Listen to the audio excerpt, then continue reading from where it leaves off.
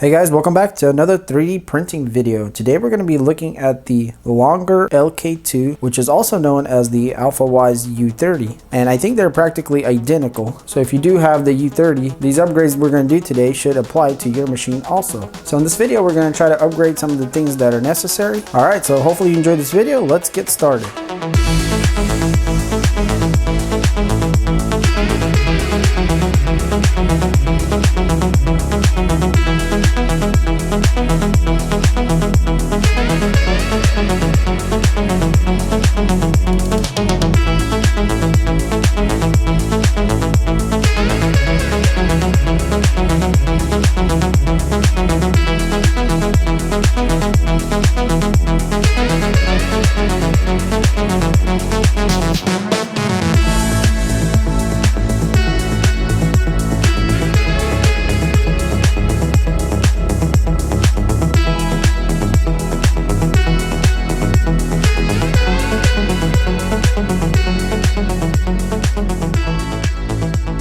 Alright, so here we are underneath the printer, and the reason we're under here is because I've received quite a few requests of looking at the board here a little closer. So from now on, I'm going to be showing the board in every video, but I'm going to do that on the unboxing videos. But let's go ahead and open this up. So there's 1, 2, 3, 4 bolts here. All we got to do is loosen them up and we should be able to get this cover off. So hopefully you can see there, guys, what kind of board that is and what it has to offer. So I don't really know much about this kind of stuff. So it does have heat sinks here, individual ones, and there looks to be a pretty big heat sink over here on the side, but in any case, that's what it looks like. And we do have a processor here that says ARM on it. So hopefully that was useful. Now that I got this cover off, you know, we have this ribbon cable here that's actually in the wrong place. It just kind of goes up front here and doesn't go anywhere. And I think what I want to do with it is I want to loop it back around this way underneath and then go on top of the power supply and then route it through there. Because I put my LCD screen on the other side, this seems to be what the best route for this cable is. So I'm just going to tuck it away like that, and we should be able to put our cover back on, and the cable will just be right there. But I'm not going to put the cover back on because we have another upgrade we're going to do here in a second after we get this cable managed here. Alright, so I got the flat cable pretty much managed, so it's going under here. So once the cover is on, it's going to be, you know, safely just under the cover. Then it goes over onto the power supply. And here it comes out on top right here. And so all I did is I put double-sided tape. And then I bent the ribbon cable here in a 90-degree angle, as you can see right there, hopefully. And then we're just traveling on top of the power supply here to the front of the printer and then into the display here, and it's completely out of the way and it's nicely managed, and it's not going to be caught on anything when you're moving it around. So you can do it any way you want it, and that should be pretty good, I think. So out of the box, this machine seemed to be pretty good overall. The only biggest issue I thought that it had was the salmon skin, which is showing up, or just artifacts I guess, in the print. You can see there, showing up really hard on the print itself. Hopefully you guys can see that. The thing that seems to help a lot are these TL smoothers. So they're just diodes. There's 4 diodes pointing one way and then 4 diodes pointing the other way. So essentially it's like a one-way valve for electricity, and it seems to do something to the stepper motors where they're not affecting the print as much because of back spikes and things like that in the electric circuit. So we'll see how these TL smoothers do on this machine here, but on my Ender 3 they did wonders. So let's hope that's the case for this one. We're gonna go ahead and install a TL smoother for the X-axis and the Y-axis, which are the 2 main ones that you would need it for. So I went ahead and printed out some holders, and our TL smoothers should fit right in there, but before they go in there, I need to chop off these little leads that are on the back because they are in the way, but they come right off with just the snippers. No big deal, just like that. And that doesn't affect the TL smoother in any way. So, and that's it. So now we should just be able to slide right in there, and it looks like have the perfect fit.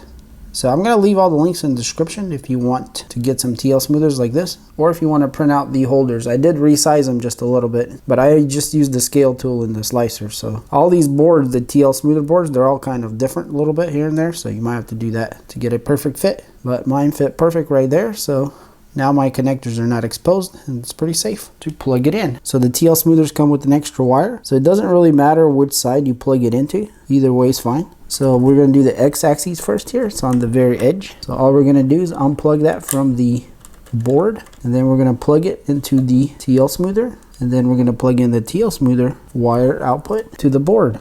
So it doesn't matter the orientation of the smoother. It works both ways the same way. So we're just going from the motor to the smoother, then out of the smoother back to the board. So a very easy little upgrade to do. So the next part is you want to put these somewhere where they're not going to be, you know, in the way of anything else. So once you figure out where you want them, all you got to do is tighten this lid back on and it should be done down here. So if we go back to our bench here that we printed in the beginning, we can see that, you know, we also have a overhang issue kind of. And you can kind of tell up front there too that it's kind of saggy. So we don't have enough cooling is basically what's going on. And the way this thing is made, I don't know if this is the best way to have a blower. So we have like a normal fan blowing down. I definitely like the other blower. Seems like they're more compact and, you know, they sit on the side and they just blow in there. So, and they seems like to be more efficient also, but I'm not sure. Maybe this is also good. But in any case, we're going to go ahead and try to upgrade the duct here with a different one, which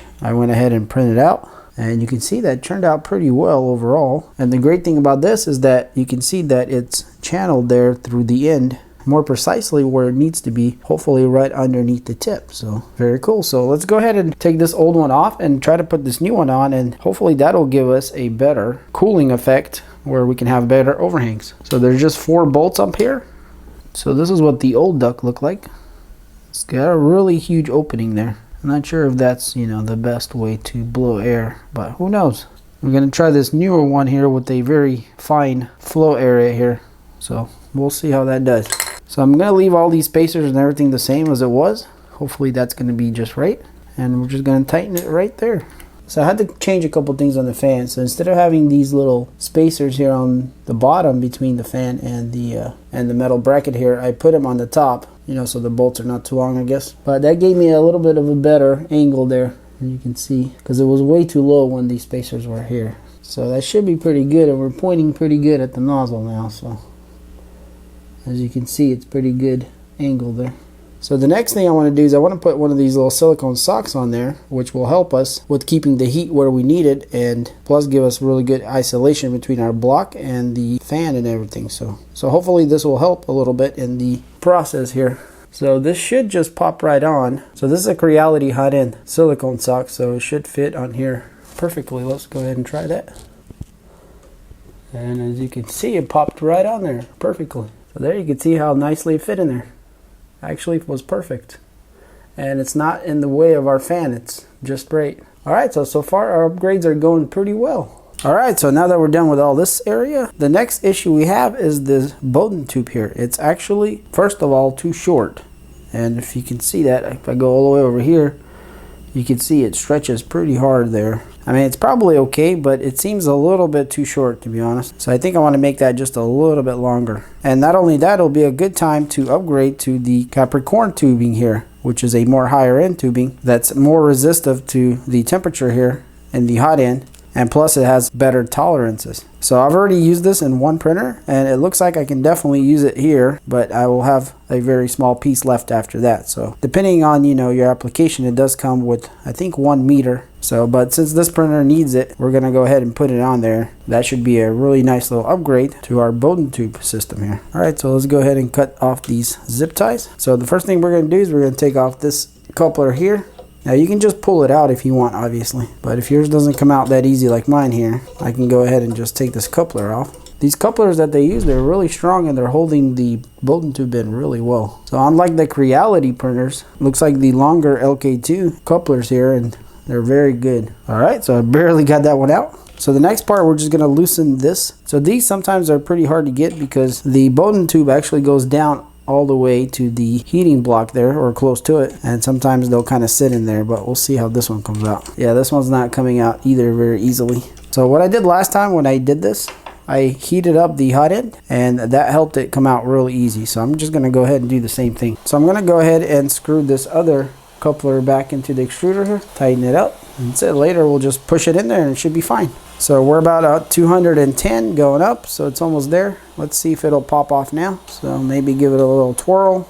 All right, so I think I finally broke it loose, but I realized that these threads go in there a lot deeper than the coupler. So I think I had a couple threads binding up as I was trying to pull it up. So make sure you got that, you know, loose out of there before you put too much force on it. Well, you can see it's popping out there pretty easily now, no issues. And so now that it's out, we should be able to just push this coupler out, hopefully. Oh, I guess it's going out the other way here. So here's our old tube. So we can go ahead and put the coupler back in. And you don't want to tighten it all the way, just get to the end and then back off just a little bit. So the next part is pretty important, is you want to have one of these ends cut off really straight. If you're on an angle a little bit here and there, you're going to have issues probably with filament going underneath the tube and whatnot else, and you might have binds and, you know, problems for sure. So make sure that you cut this off extremely straight, 90 degrees, and so the tube is completely even all around and it's not collapsed or anything funny. It has to be perfectly round. So use, you know, very slight force with the razor blade or whatever else, preferably a cutter if you have one for tubes. So once you get the end perfectly straight, keep the hot end hot still, because that'll help us make a really good seal.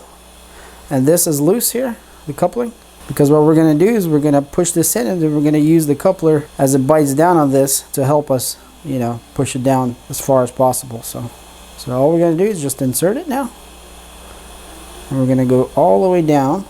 I'm going to give it a little twist to make sure we're seating.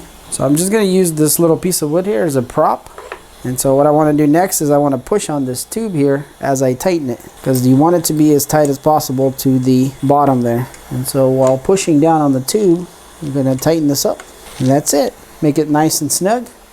And that should be good right there. So we're going to make it as far as possible this way. It's about right there. And that's it. Just check it. Make sure you're happy with where it's going to be at. And then what you're going to do is you're going to cut it. But make sure you cut it longer rather than shorter, because, you know, you can't make this longer. And so once you cut this end, it doesn't matter. This one doesn't have to be super straight, just relatively straight. And now we can go ahead and just push this side in. That's a really good grip there. And we're done. And we have plenty of travel throughout the whole bed. So we can go ahead and zip tie this piece here, which I really don't like that they use this plastic corrugated pipe looking thing. And all the wires are inside. I guess that's what this printer comes with. I wish I had something to replace it with. But it's fine for now, so I'm going to go ahead and zip tie it and we'll be done. Alright, so there's a couple more things I want to do, and one of them is put a filament guide. And the reason I want to do that is because this is all plastic here and it'll wear out, and then eventually the filament will snag on it. I custom make these little brackets here, so this is available, but the hole here was custom made by me to insert this little bolt in there that has a hole through the middle. So, but there's many ways you can, you know, do something like this. But the bracket itself will be in the description, and it is the same one as the Creality machines. So there's a couple screws here on the lead bushing, and we should be able to put it right in here. So I went ahead and tightened up the bolts. It is a little bit tight, and it does seem like maybe it's not perfect. So it seems like the bolt holes are a little bit off.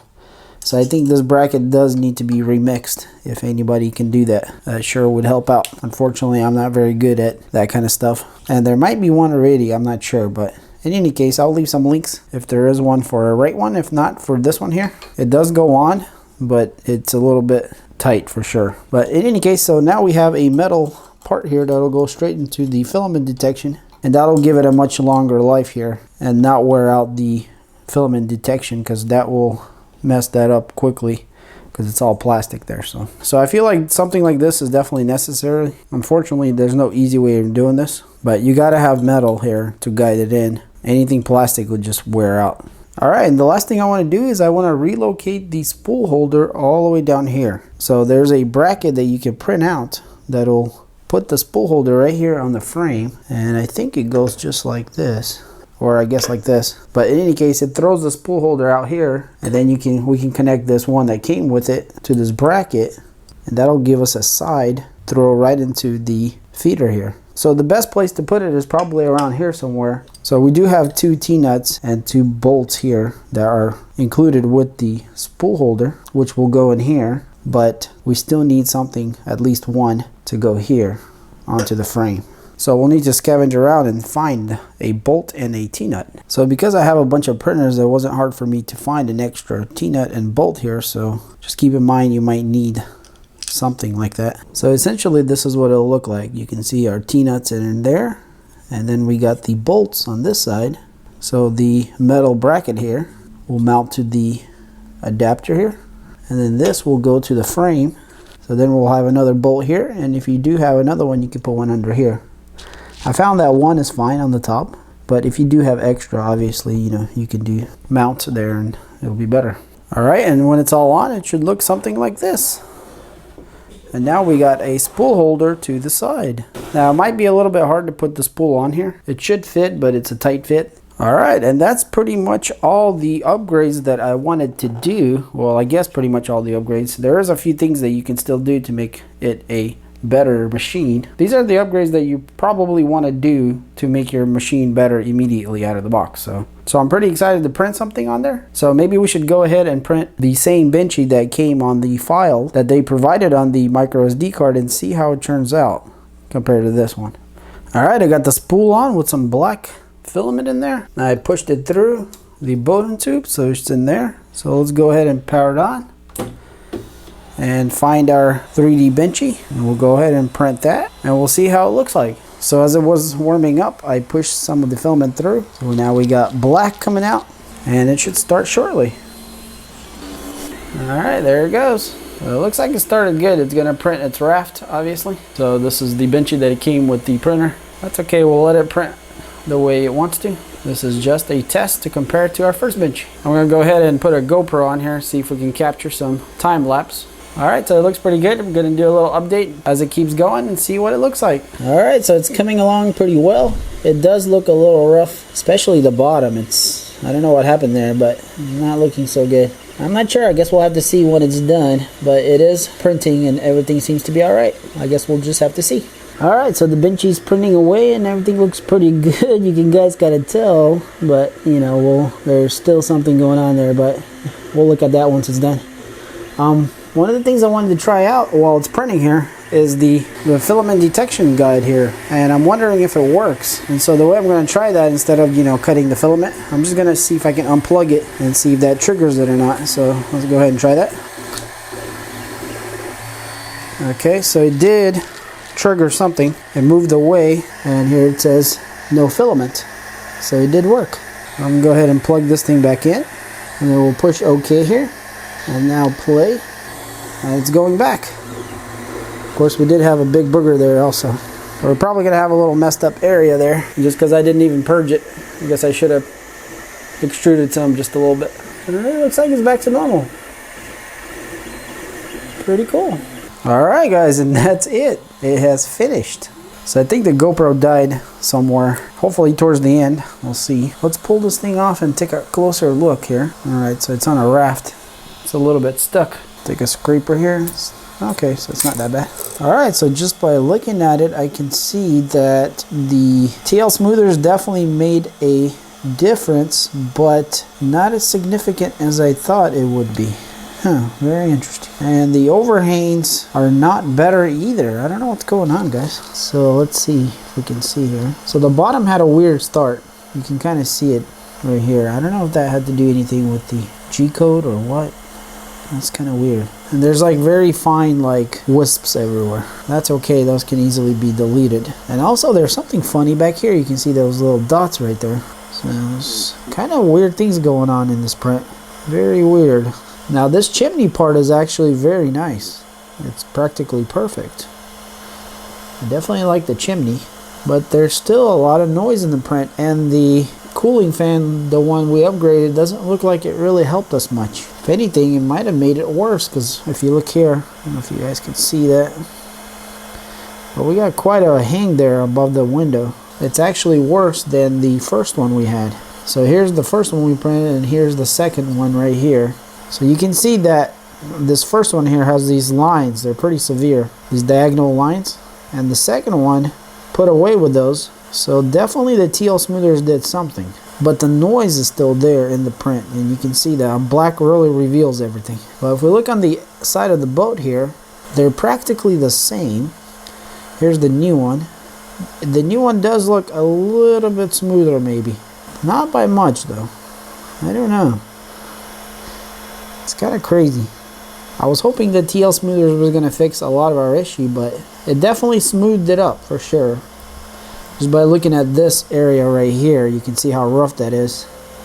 And it's quite a bit smoother on here on our new one. So overall, I guess it did quite a bit of good to the print. Not as much as I was hoping though. But still, seems like definitely a worthwhile upgrade there. So if you have the LK2 or the U30, I think TL smoothers will definitely give you a little bump in quality there. So I need to play around with this fan a little bit. Maybe I need to, because this is all metal here. Maybe I can bend it up a little bit here where it shoots a little bit like more down or something. Play around with it a little bit, maybe adjust it back and forth, because for some reason our overhangs are not better. They're actually a little worse. I might go back to the original shroud, but other than that, everything seems to be fine. Our Bowden tube is fine. Our spool holder over there is holding up great. It's working great. And the filament detector worked, as you saw there earlier. And our TL smoothers seem to be working somewhat. But we'll have to do a little bit more testing. I'm not sure exactly how this is sliced. So I'm going to throw my own slicing in here and print a bunch of other stuff. And you know, we'll kind of take a look at it, and I'll mess around with this fan. So I'm going to go ahead and print a few more other stuff, and then we'll take a closer look at how that came out. And I'll also do my red benchy in the red filament that I always do as a benchmark. And then we'll kind of go over what upgrades are definitely worth it. Alright, so I printed a bunch of stuff, as you can see here. But before I continued printing anything else, I realized that my fan duct here on the blower fan, the one I upgraded to, was just not sufficient enough. And you can see how small that opening is, and apparently for a fan, so this type of fan doesn't have enough pressure to push through a small opening, so it was barely blowing anything. And so I went back to the original duct that had the huge hole, and everything improved after that. So I think that's something that needs to be looked into, or a whole new fan design should be probably implemented into this thing. I know they have printouts where you can print out the whole thing here for the hot end, so that might be a good way to go. I'm not sure, but in any case, I went back to the original, and all I did is bend this up a little bit, and I had really decent flow after that of air. And so because I have the silicone sock on here, I think all that kind of worked together, and it just became better, way better overall actually. And so the first thing I printed after I did that was this dog here. So this is a Creality dog, and after these black benchies here, I was kind of disappointed in what I was getting, but when I printed this dog, I realized that it's actually very good. So there is some layer lines here, and they're definitely not deep, and some of this discoloration you see is this filament, but you can see it printed with the supports, and everything looks really good overall. So let's see how easy these pop off. Relatively easy, as you can see. Alright, so I cleaned him up a bit, and now you can see a little better what he looks like overall. So definitely a very nice print, and you can tell by the reflection here that the layers are pretty even. But if we get a little closer, you can see there's a little bit of layering here and there. So, but it's definitely not awful or anything like that. So overall, a solid print. So after I printed the dog, my son wanted a whale. So there wasn't really too much choices for whales, but here's a beluga whale or whatever this is. And it printed with supports, and it did very well overall. And the tail being super high up here and pretty fragile. So I haven't really tried pulling off the supports here. I have a feeling they're stuck on there pretty well, but I'm afraid to break the tail or the fins here on the front. Alright, so here he is all cleaned up, and it's looking very nice.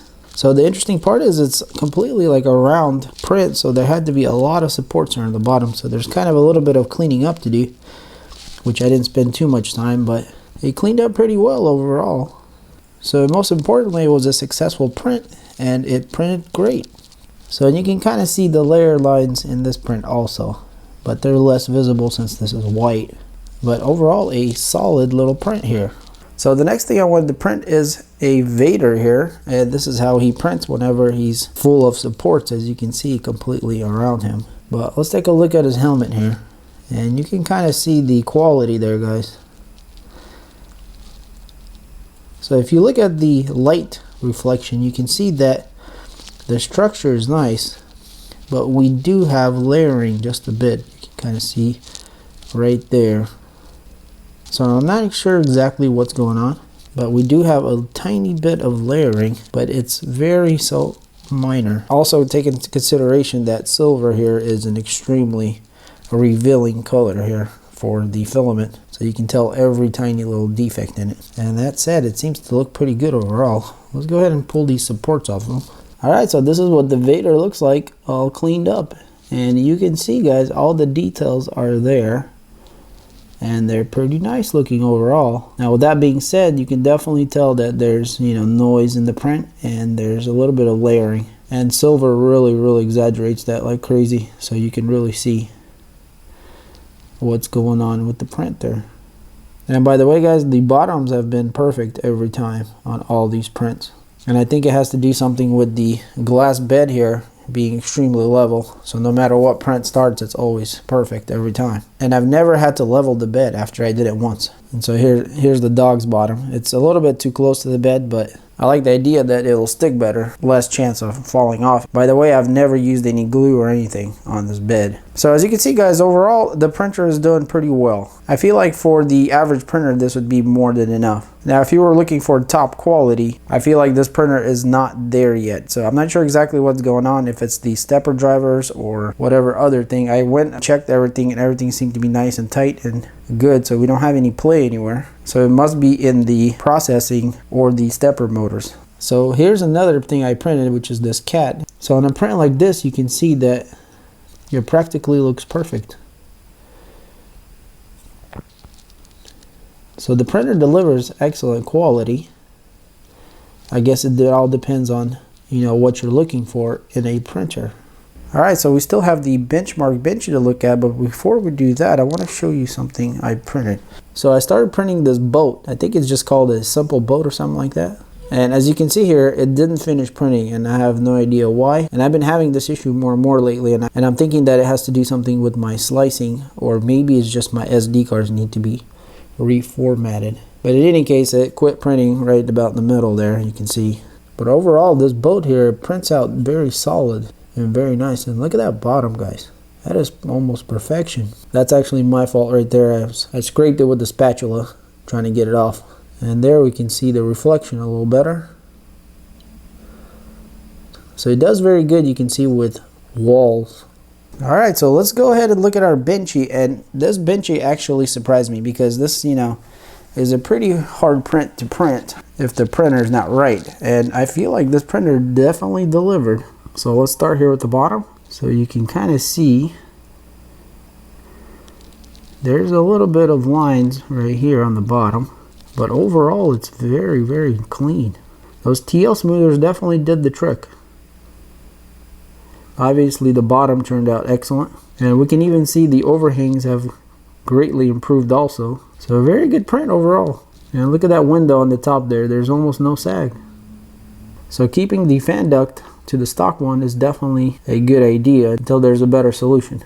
So as you can see, guys, the benchy here proves that this printer can do very well with detailed prints. So if you have a printer like this, I would say definitely do the TL smoother upgrade. And the one upgrade that we did that I think that should not be happening is the fan duct here. So overall, I think all our other little upgrades helps with everything. Our ribbon cable's out of the way here. The Capricorn Bowden Tube obviously is a nice little upgrade. The filament guide back there is, I think, very necessary for long-term use. And our little silicone heat sock here is helping us with retaining the heat. And as you can see, guys, this spool holder on the side there, this is my favorite setup for this style printer. It does take quite a bit more space, but you get a lot better feed right into the extruder there. So overall, guys, I would say this is still a pretty awesome printer. Like, one of my favorite things about this printer is the UI here. Using the touchscreen control here with all the navigation has been awesome. And I really love this glass bed. Because it's on glass, you always get a level surface across your whole print, and that's a pretty huge deal. When you start printing, you're never worried about your level. That's been pretty awesome. I leveled the bed once and I've never touched it after that. So I think this machine has a lot to offer, and for the price range that it goes for, I think it's a great great deal. But I would recommend, if you were going to have this printer, then the TL Smoother upgrade should be the #1 on your list to upgrade. Alright guys, well hopefully you enjoyed this video and we got to see a little better of the print quality of this LK2 longer. We do have to remember that these are budget machines, and because of that, they're not always going to be perfect, and you're not going to get, you know, the best print out of these things. But for what they have to offer, it's pretty amazing for the price range. And that's pretty awesome because anyone could just buy this thing and get started and have a great time printing. So overall, I don't think anyone would be disappointed if they bought this thing, because you really do get a good value here. Alright guys, well hopefully you enjoyed this video. If you did, then hit that like button. And if you enjoy videos like this guys and you're not subscribed to this channel, then hit that subscribe button. I do a lot of printer reviews and updates, and I have a lot more to come. And actually guys, we're going to be looking at the larger model of this same machine, which will be the longer LK1 or the Alpha-Wise U30 equivalent, which has a much larger bed, so that's pretty exciting. So stay tuned for that video. And as always, thanks for watching, and I'll see you on the next one. Peace.